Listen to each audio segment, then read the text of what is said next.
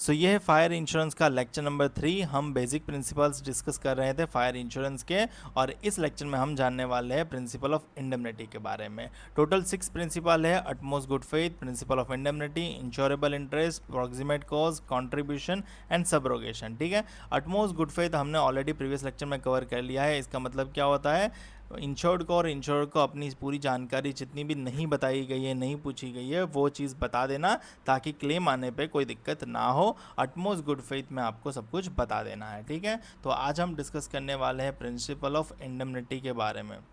तो चलिए शुरू करते हैं। सबसे पहले इंडेमनिटी का मतलब क्या होता है। जनरली बोला जाता है fire insurance are contracts of indemnity. Indemnity का मतलब होता है क्षतिपूर्ति, मतलब जितना नुकसान हुआ है उतना ही आपको मुआवजा मिलेगा।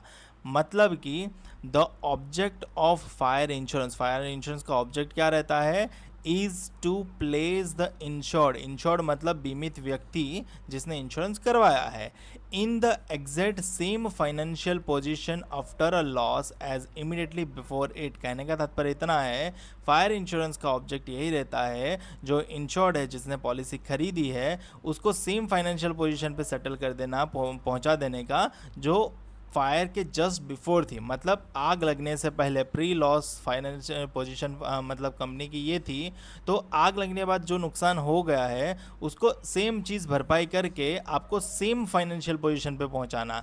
कोई भी प्रॉफिट नहीं होना चाहिए, मतलब यहाँ पे जितना है उतना ही यहाँ पे मतलब मिलेगा, आपको उससे ज़्यादा नहीं मिलेगा। ठीक है, the insured is indemnified only to the extent of their losses, no profit or undue benefit is allowed. कोई भी प्रॉफिट या अनड्यू बेनिफिट आपको इसमें नहीं मिलेगा, जितना नुकसान हुआ है उतनी ही भरपाई मिलेगी। द इंश्योरर यानी कंपनी अंडरटेक्स की देती है to make the good the loss by monetary payment, either reinstatement और रिप्लेसमेंट। ठीक है, तो इंश्योरर कंपनी अंडरटेकिंग देती है, बाहेदरी देती है कि जब भी आपका लॉस आएगा तो वो लॉस की भरपाई करेंगे। आइदर वो मॉनेटरी पेमेंट से होगा यानी आपको पैसा दिया जाएगा, आइदर रीइंस्टेटमेंट कर दिया जाएगा यानी उसकी जगह आपको मतलब उतना पोर्शन बना के दिया जाएगा, या तो फिर रिप्लेसमेंट कर दिया जाएगा सेम पोजिशन वाला। ठीक है, तो ये चीज़ की तरह इनको डेप्थ में समझेंगे। जस्ट ये समझो इंडेमनिटी होता क्या है, क्षतिपूर्ति होता क्या है। ऐसा नहीं होता है कि थोड़ा सा टूटा और आपको पूरा रिप्लेस मिल जाएगा, नहीं, जितना टूटा है उतना ही रिप्लेसमेंट मिलेगा, जितना गवाया है उतना ही मिलेगा, उससे ज़्यादा नहीं मिलेगा। ठीक है, रोल ऑफ सम इंश्योर्ड। अब मिलता है तो कितना मिलता है, सम इंश्योर्ड क्यों मेंटेन करता है। देखो, सम इंश्योर्ड का काम क्या होता है कि the insured can not claim anything in excess of the amount required to recoup the actual loss sustain. मतलब मान लो कि आपकी फैक्ट्री की वैल्यूएशन 100 करोड़ है। ठीक है, 100 CR आपकी फैक्ट्री की वैल्यूएशन है, बट आपने सम इंश्योर्ड केवल लिया है 50 CR का, सम इंश्योर्ड लिया है केवल 50 CR का। अब मान लेते हैं कि कंपनी में आग लग जाती है और लॉस आता है 70 CR का, तो क्या आपको 70 CR मिलेगा? नहीं, क्योंकि आपने सम इंश्योर्ड 50 करोड़ ही लिया है, तो आपको 50 करोड़ के अकॉर्डिंग ही आपको मतलब लॉस मुआवजा मिलेगा। The sum insured is not the major of indemnity. क्षतिपूर्ति नहीं है सम इंश्योर्ड। सम इंश्योर्ड एक फाइनेंशियल लायबिलिटी है कंपनी के लिए कि मैक्सिमम इतने तक का ही मुआवजा देना है। आपकी फैक्ट्री कितनी वैल्यूएशन की है उससे फ़र्क नहीं पड़ता, ये आपको तय करना होता है कि आपकी फैक्ट्री की वैल्यूएशन 100 करोड़ है तो आप सम इंश्योर्ड की वैल्यू भी 100 करोड़ रखो, क्योंकि सम इंश्योर्ड 100 करोड़ करोगे तो आपका प्रीमियम भी बढ़ेगा। आप सम इंश्योर्ड 50 करोड़ रखोगे तो आपका प्रीमियम भी कम आएगा।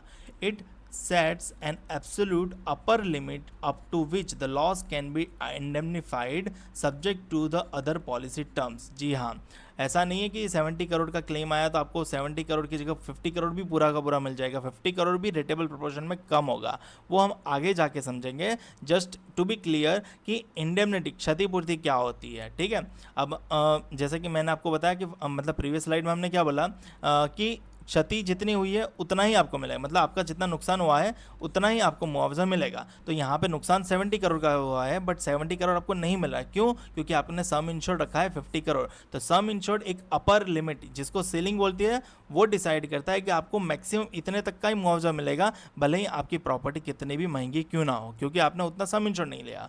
अगर आपने पूरा का पूरा सम इंश्योर्ड लिया होता तो आपको फिर 70 करोड़ के करीब करीब मतलब जो भी मतलब काटने का होता है वो कटने के बाद मिल जाता। समझ में आई बात? तो सम इंश्योर्ड एक लिमिट सेट करता है कि आपको मैक्सिमम कितना मुआवजा मिल सकता है subject to other policy terms and condition. Sum insured measure of indemnity नहीं है, ये चीज़ ध्यान में रखना, ठीक है। नेक्स्ट, तो सम इंश्योर्ड कैसे फिक्स्ड होता है? For valuation method determine how property is evaluated for insurance purpose. Some insured 4 तरीके से फिक्स होता है। पहला होता है मार्केट वैल्यू, जिसको एक्चुअल कैश वैल्यू भी बोलते हैं।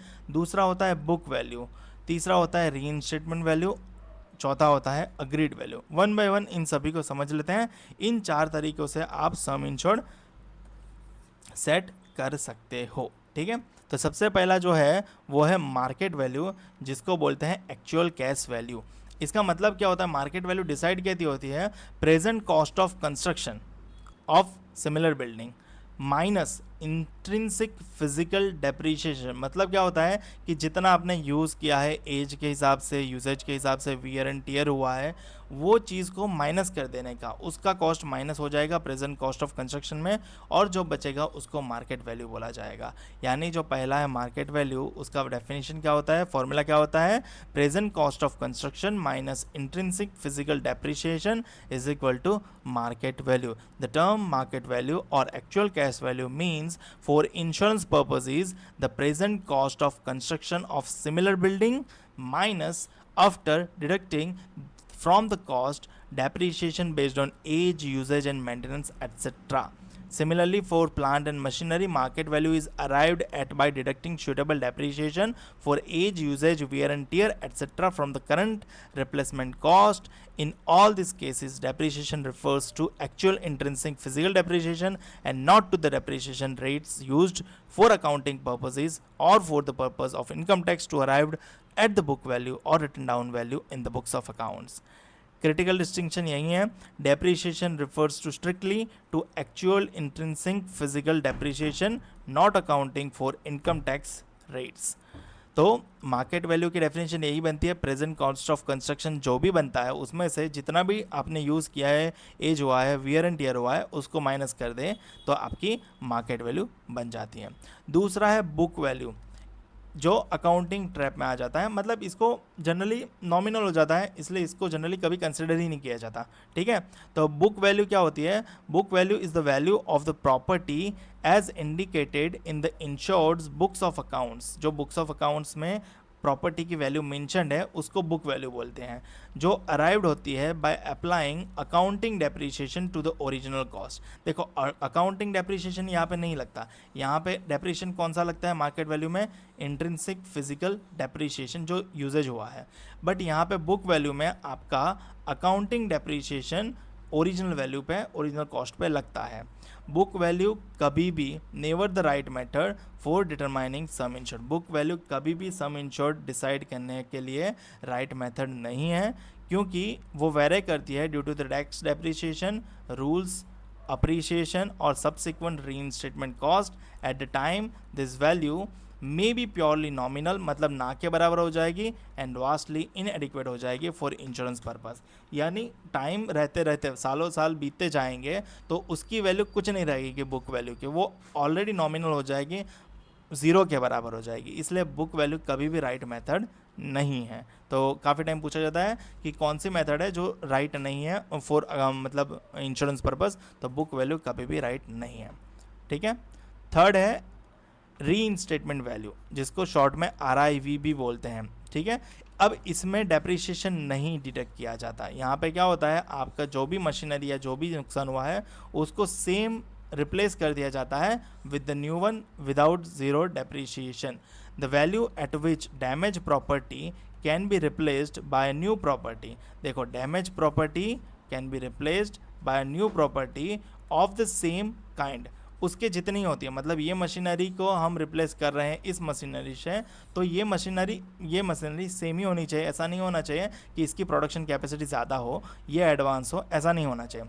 हम केवल ये मशीनरी को रिप्लेस कर रहे हैं with the new one without deducting depreciation, बस सेम काइंड की होनी चाहिए without deducting any depreciation. This is choice offered to the insured for obtaining better indemnity. यहाँ पे इंश्योर्ड यानी बीमित व्यक्ति को चॉइस ऑफर की जाती है कि उसको बेटर इंडेमनिटी चाहिए। अगर उसको बेटर इंडेमनिटी चाहिए तो उसका भी पैसा लगेगा, बट वहाँ पे चॉइस ऑफर होती है। It is completely distinct for policy condition number 9 which is the insurer's choice to reinstate the post loss। इसका मतलब क्या है बता देता हूँ, बट जस्ट रीइंस्टेटमेंट वैल्यू का कंसेप्ट समझ लो।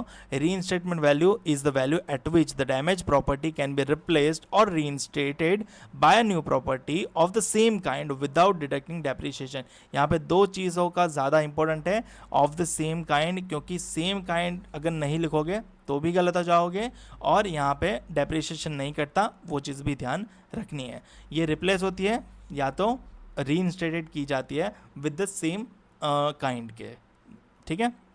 अब बात करते हैं रीइंस्टेटमेंट वैल्यू पॉलिसी और रीइंस्टेटमेंट कंडीशन का डिफरेंस क्या है। जो लिखा है वो पहले पढ़ लेते हैं। This differs from a standard fire policy preliminary in how the sum insured is fixed and how claims are settle.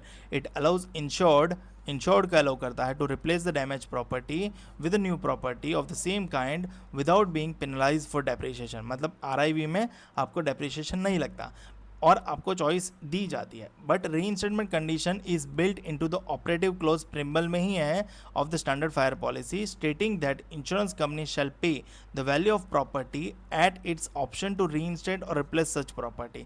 The insured can not force the company to choose the reinstatement over cash payment. ठीक है, चलो difference समझ लेते हैं रीइंस्टेटमेंट value का और रीइंस्टेटमेंट condition का। देखो कौन एक्सरसाइज करता है ये ऑप्शन रीइंस्टेटमेंट वैल्यू, तो यहाँ पे इंश्योर्ड चूज करता है this basis at the Inception of the policy. मतलब पॉलिसी शुरू करने से पहले इंश्योर्ड चॉइस करता है कि उसको रीइंस्टेटमेंट वैल्यू पे चाहिए या कंडीशन पे चाहिए, और यहाँ पे इंश्योरर चूज करता है। Insurer has sole option to either pay the cash value or choose the reinstatement or replace the property. ठीक है, तो आरआईवी लेने का फ़ायदा ये है कि इंश्योर्ड के हाथ में कंडीशन मतलब चॉइस रहता है, और यहाँ पे इंश्योरर यानी कंपनी के हाथ में चॉइस रहता है। बेसिस ऑफ सेटलमेंट कैसा होता है, claims are settled based on replacement value of a new property with similar specification. मतलब यहाँ पे आपको नई प्रॉपर्टी ही मिलती है बट स्पेसिफिकेशन सेम रहता है, बट यहाँ पे claim are usually settled based on market value of the property at the time of destruction. मतलब जब आपका प्रॉपर्टी को डैमेज हुआ है तब कि मार्केट वैल्यू के हिसाब से आपको क्लेम सेटलमेंट मिलेगा। मतलब मार्केट वैल्यू में तो डेप्रिसिएशन लगता है, यहाँ पर डेप्रिसिएशन नहीं लगता, तो आपको ये डेफिनेटली लॉस में ही रहेगी लॉन्ग टर्म में। कौन कंडीशन वैल्यू डेफिनेटली आपको सही वैल्यू प्रोवाइड करेगी। डेप्रिसिएशन यहाँ पे मैंने ऑलरेडी बता दिया, it is a new for old basis where depreciation is not deducted. यहाँ पे आरआईवी में डेप्रिसिएशन डिडक्ट नहीं होता, बट यहाँ पे मार्केट वैल्यू पे दिया जाता है। मतलब वो अराइव्ड होती है strictly following the principle of indemnity taking into account depreciation wear and tear. ठीक है, तो मार्केट वैल्यू वाला कंडीशन वाले में तो लॉस ही होगा। फिर क्या है एप्लीकेबल प्रॉपर्टी, तो स्पेसिफिकली आरआईवी किसके लिए दिया जाता है, तो बिल्डिंग के लिए, प्लांट के लिए, मशीनरी के लिए, फर्नीचर के लिए, फिक्सचर के लिए, फिटिंग्स के लिए दिया जाता है। स्टॉक्स के लिए आपको कभी भी आरआईवी कंडीशन नहीं मिलती, और उसके बेस्ड ऑन आप सम इंश्योर नहीं ले सकते। और कंडीशन तो मतलब रीइंस्टेटमेंट कंडीशन के लिए potentially applicable to any property described in the policy schedule as part of standard operative clause. तो ये जो भी पॉलिसी शेड्यूल में डिस्क्राइब किया है उन सभी पे ये एप्लीकेबल रहेगा रीइंस्टेटमेंट कंडीशन। प्राइमरी पर्पस क्या है रीइंस्टेटमेंट वैल्यू का, टू प्रोटेक्ट द इंश्योर्ड यानी बीमित व्यक्ति को against the rising cost of replacing asset to the new ones. मतलब मान ही लो कि आपने मतलब 10 साल पहले अगर फैक्ट्री बनवाई है तो 10 साल का पहले कंस्ट्रक्शन का कॉस्ट काफ़ी कम होगा, और 10 साल के बाद अगर आपको इशू आता है, आग लग जाती है और नुकसान होता है, तो डेफिनेटली वो काफ़ी कॉस्टलियर होगा। अब आपने रीइंस्टेटमेंट वैल्यू कंडीशन ऑफर मतलब रखी होगी, तो उसमें क्या होगा कि आपका वैल्यू कॉस्ट भी बढ़ता रहेगा सालों साल। तो आप जब 10 साल के बाद इसको मतलब एक्सरसाइज करोगे तो आपको राइजिंग कॉस्ट के अगेंस्ट प्रोटेक्शन मिल जाएगा, और जितना बनता होगा उसके अगेंस्ट रिप्लेसमेंट मिल जाएगा। जबकि यहाँ पे क्या होता है, to provide the insurer legal alternative to a monetary payment by allowing them to restore the property themselves. मतलब यहाँ पे दूसरा अल्टरनेटिव मिलता है, और यहाँ पे आपको इंक्रीमेंट नहीं मिलता। मतलब जो सालों साल आपके प्राइस बढ़ते होते हैं वो यहाँ पे नहीं बढ़ते हैं। अल्टीमेटली आपको मार्केट वैल्यू पे डिपेंड रहना पड़ेगा। ठीक है, चलिए आगे बढ़ते हैं और चौथा है अग्रीड वैल्यू। अग्रीड वैल्यू किसके लिए होती है? जो हेरिटेज बिल्डिंग है, ऑब्सोलेट मशीनरी है, फाइन आर्ट्स एंड मैन्यूस्क्रिप्ट है, मतलब जिसकी आप वैल्यूएशन नहीं कर सकते। मान लो कि हेरिटेज बिल्डिंग की अगर आप कॉस्ट देखने जाओगे तो वो काफ़ी कम होगी at the present cost, but heritage building होने के कारण उसकी वैल्यू बनाई नहीं जा सकती, मतलब उसकी वैल्यू आप डिसाइड नहीं कर सकते। सेम ऑब्सोलेट मशीनरी के लिए भी होता है। ऑब्सोलेट मशीनरी भी उसके पार्ट्स नहीं मिलने के कारण, और फाइन आर्ट्स और मैन्यूस्क्रिप्ट भी उसके कारण ही। तो उसके लिए आपके लिए मैंडेटरी हो जाता है वैल्यूएशन सर्टिफिकेट रिक्वायर्ड। अगर आपके पास इन सभी का वैल्यूएशन सर्टिफिकेट नहीं है तो आपकी ये कंसिडर नहीं की जाएगी। अगर आपके पास वैल्यूएशन सर्टिफिकेट है तो आपको अग्रीड वैल्यू पे सम इंश्योर्ड सिलेक्ट करने का मौका मिलेगा। Used when the market value can not be readily ascertained and physical depreciation is not a material factor. मतलब मार्केट वैल्यू रेडीली अवेलेबल नहीं है या फिर आप उसकी लगा नहीं सकते। हेरिटेज बिल्डिंग जैसे हो गई, ऑब्सोलेट मशीनरी, उनकी मार्केट वैल्यू आप मतलब रेडीली अवेलेबल नहीं है और लगा भी नहीं सकते, और डेप्रिसिएशन भी इस पर लगा नहीं सकते क्योंकि यहाँ पे वो फैक्टरेबल नहीं है, तो इसलिए इस पर लगाया जाता है agreed value. Highly dependent on a type of property and explicit intention of both parties. Mandatory requirement क्या है? Subject to a valuation certificate acceptable to the insurer. मतलब valuation certificate ले आओगे, इंश्योरर अगर उस valuation certificate को मान लेगा तो आपको इन सभी का सम इंश्योर्ड अग्रीड वैल्यू पे बेसिस काउंट किया जाएगा। ठीक है, चलिए आगे बढ़ते हैं और जानते हैं कि rules of fixing sum insured. Some insured किस बेसिस पे फिक्स किया जाता है? तो देखो, अगर बिल्डिंग है, प्लांट है, मशीनरी है, एक्सेसरीज है, तो इन सभी के लिए या तो आप मार्केट वैल्यू पे सम इंश्योर्ड ले सकते हो या तो आप रीइंस्टेटमेंट वैल्यू पे सम इंश्योर्ड ले सकते हो। मार्केट वैल्यूएशन में डेप्रिसिएशन लगता है, रीइंस्टेटमेंट वैल्यू में डेप्रिसिएशन नहीं लगता। ठीक है, furniture, fixture, fittings, electrical installation, अगर ये प्रॉपर्टी है तो आप किस बेसिस पे सम इंश्योर्ड डिसाइड कर सकते हो? तो ये भी आप मार्केट वैल्यू एंड रीइंस्टेटमेंट वैल्यू पे सम इंश्योर्ड डिसाइड कर सकते हो। परंतु अगर अदर कंटेंट्स है जैसे कि हाउस होल्ड के इफेक्ट्स, शॉप कंटेंट्स, तो इन सभी के लिए केवल आपको मार्केट वैल्यू पे डिसाइड करना पड़ेगा सम इंश्योर्ड, आपको रीइंस्टेटमेंट वैल्यू इसकी नहीं मिलेगी। ठीक है, same properties with an unascertainable market value like heritage building, arts, manuscript, तो उनके लिए तो अग्रीड वैल्यू है, अभी हमने देख लिया सम इंश्योर्ड डिसाइड करने के लिए। ठीक है, तो ये भी काफ़ी बार पूछते हैं कि building, plant, machinery, accessories, furniture, fixture, fittings, electrical installation के लिए कौन से राइट मेथड है सम इंश्योर्ड डिसाइड करने के लिए? तो उनके लिए मार्केट वैल्यू भी राइट मेथड है और रीइंस्टेटमेंट वैल्यू भी राइट मेथड है। परंतु अदर कंटेंट्स है जो हाउस होल्ड के शॉप कंटेंट है उनके लिए मार्केट वैल्यू राइट मेथड है, और जो हेरिटेज बिल्डिंग है, मैन्यूस्क्रिप्ट है, उनके लिए अग्रीड वैल्यू राइट मेथड है। Rules for fixing sum insured for stocks. ठीक है, ये तो हमने बात कर दी थी, building, plant, machine, accessories, furniture, fittings, electrical installation, house hold contents, shops contents और heritage and art and buildings and manuscript. ठीक है, परंतु अगर स्टॉक्स है, ठीक है, रॉ मटेरियल्स, तो उनका क्या रहेगा? देखो, अगर स्टॉक्स में आपका रॉ मटेरियल्स ही हैं तो आपकी मार्केट वैल्यू के बेस्ड ऑन ही आपका डिसाइड हो जाएगा सम इंश्योर्ड, जो करंट मार्केट परचेस है उस कॉस्ट टू रिप्लेस। ठीक है, मतलब रॉ मटेरियल अगर आपका जल गया है तो प्रेजेंट टाइम में मार्केट में कितने रुपए में मिल जाएगा उसको रिप्लेस करने के लिए वो डिसाइड हो जाएगा। अगर सेमी फर्निश्ड गुड पड़ा हुआ है और वो जल गया तो उसका मार्केट वैल्यू कैसे डिसाइड होगा? Cost of raw materials plus expenses incurred up to the process stage, मतलब जितने रॉ मटेरियल्स का यूज़ हुआ है उसका कॉस्ट प्लस जितने स्टेजेस तक उस पर काम किया गया है उसका कॉस्ट ऐड करके आपका मार्केट वैल्यू बन जाएगा। किसके लिए? सेमी फर्निश्ड गुड के लिए। और फिनिश्ड गुड के लिए, गुड्स जो होगा जो मतलब फाइनल प्रोडक्ट बन चुका है, ठीक है, फैक्ट्री में रॉ मटेरियल होता है, रॉ मटेरियल में तो रॉ मटेरियल परचेस करने का ही कॉस्ट लगेगा। सेमी फिनिश्ड गुड में जहाँ तक प्रोसेस हुई है वहाँ तक का कॉस्ट ऐड हो जाएगा। और फिनिश्ड गुड में मार्केट वैल्यू कैसे डिसाइड होगा? कॉस्ट ऑफ रॉ मटेरियल्स तो रहेगा ही, साथ ही साथ overhead expenses incurred to finish the goods, यानी फाइनल प्रोडक्ट बनाने के लिए जितना भी एक्स्ट्रा कॉस्ट लगा है वो भी इसमें ऐड हो जाएगा। ठीक है, तो ये फिनिश गुड के लिए है।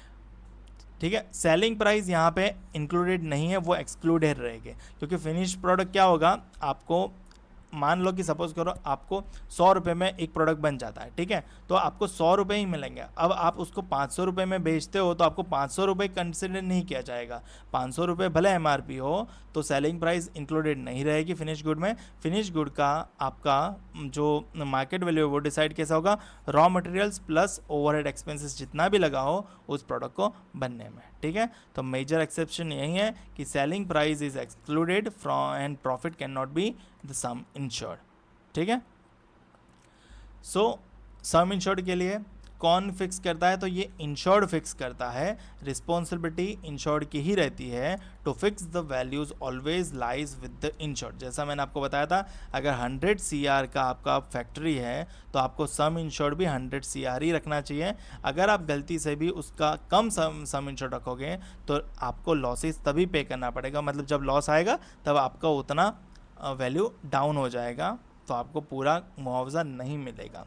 मैक्सिमम लायबिलिटी सम इंश्योर्ड ही होता है, तो it represent the absolute maximum limit of liability under the policy. मतलब 100 करोड़ का आपका हाउस है और या फिर फैक्ट्री है और आपने 50 करोड़ ही लिया है और टोटल लॉस हो जाता है तो आपको 50 CR ही मिलेंगे, 100 करोड़ नहीं मिलेंगे। अगर आपने 100 CR रखा होता और टोटल लॉस होता तो आपको 100 CR के करीब मिल जाता। तो मैक्सिमम लायबिलिटी सम इंश्योर्ड रहता है कंपनी के लिए। Premium basis, it is the exact amount on which the rate is applied to calculate the premium, ठीक है। तो सम इंश्योर्ड और प्रीमियम अमाउंट मतलब एक रेट अप्लाई किया जाता है आपके प्रीमियम के लिए कि आपका कितना प्रॉपर्टी है, कितना वैल्यूएशन है, और उसके प्रीमियम रेट के हिसाब से आपका प्रीमियम डिसाइड होता है और must represent the actual value. Over insurance yields no benefit, under insurance triggers proportionate claims reduction prorate average. इसका मतलब क्या होता है, मान लो कि 100 करोड़ की आपकी फैक्ट्री थी, ठीक है। अगर आपने सम इंश्योर 100 करोड़ रखा है तब तो अच्छी बात है। अगर आपने सम इंश्योर 50 करोड़ रखा है तो क्लेम आने पे, मतलब मान लो कि टोटल लॉस हो जाता है तो 100 करोड़ की जगह आपको 50 करोड़ ही मिलेगा, और क्लेम अगर 70 CR आता है तो आपको 70 में से 50 मिल जाएगा, ऐसा नहीं है। 70 के प्रोपोर्शन में यहाँ पे 50 भले ही टोटल लॉस हुआ है आपको उतना कम मिलेगा, मतलब रेटेबल प्रोपोर्शन में कम होगा। ये हम आने वाले चैप्टर्स में सीखेंगे, बट अभी आप ये समझ लो कि इसका मतलब ये होता है कि लोअर इंश्योरेंस अगर आपने रखा है, अंडर इंश्योरेंस रखा है तो। और ओवर इंश्योरेंस का मतलब क्या होता है, 100 करोड़ की प्रॉपर्टी है और आपने मान लो कि 150 करोड़ का सम इंश्योर लिया है, जो कि गलत बात है क्योंकि प्रॉपर्टी की वैल्यू ही 100 करोड़ है। अब मान लेते हैं टोटल लॉस हो जाता है या फिर आपके घर में कंटेंट ज़्यादा होने की वजह से लॉस ज़्यादा आ जाता है, 100 करोड़ की जगह 120 करोड़ उसका भी आ जाएगा, बट आपको 150 करोड़ होने की वजह से ज़्यादा नहीं है कि मतलब आपको ज़्यादा मिल जाएगा 120 करोड़। आपको केवल आपके प्रॉपर्टी की वैल्यू के अनुसार ही आपको मतलब क्लेम मिलेगा। तो ठीक है। तो ये था प्रिंसिपल ऑफ इंडेमनिटी, क्षतिपूर्ति, जिसका मतलब होता है कि जितना आपको नुकसान हुआ है उतना ही भरपाई होगा और जितना आपका सम इंश्योर्ड लिया है उसके अकॉर्डिंग ही चलेगा। तो एक्यूरेट वैल्यूएशन होना चाहिए, अप्रोप्रिएट सम इंश्योर्ड होना चाहिए, तभी आपको ट्रू इंडेमनिटी मिल पाएगी। अगर आपने वैल्यूएशन सही से नहीं करवाया है, अगर आपने सम इंश्योर्ड सही से नहीं लिया है तो आपको ट्रू इंडेमनिटी नहीं मिलेगी, ठीक है। The sum insured creates the boundaries but the principle of indemnity ensures fairness by utilising the correct valuation method, market reinstatement or agreed value, the insured ensures they are accurately restored with no undue profit, precisely honoring the fundamental common law intent of fire insurance, ठीक है। तो ये था principal of indemnity. आने वाले lecture में हम बाकी के सभी प्रिंसिपल्स कवर कर लेंगे। मुझे उम्मीद है आपको क्लियर हो गया होगा। अगर फिर भी कोई डाउट हो जा रहा है तो आप कमेंट सेक्शन में कमेंट करके मुझे पूछ सकते हो, और अगर कोई इम्प्रूवमेंट की ज़रूरत है तो भी आप बता सकते हो। और अगर प्रीवियस लेक्चर नहीं देखे हैं तो वो लेक्चर ज़रूर देख लेना। मिलते हैं अगले वीडियो में।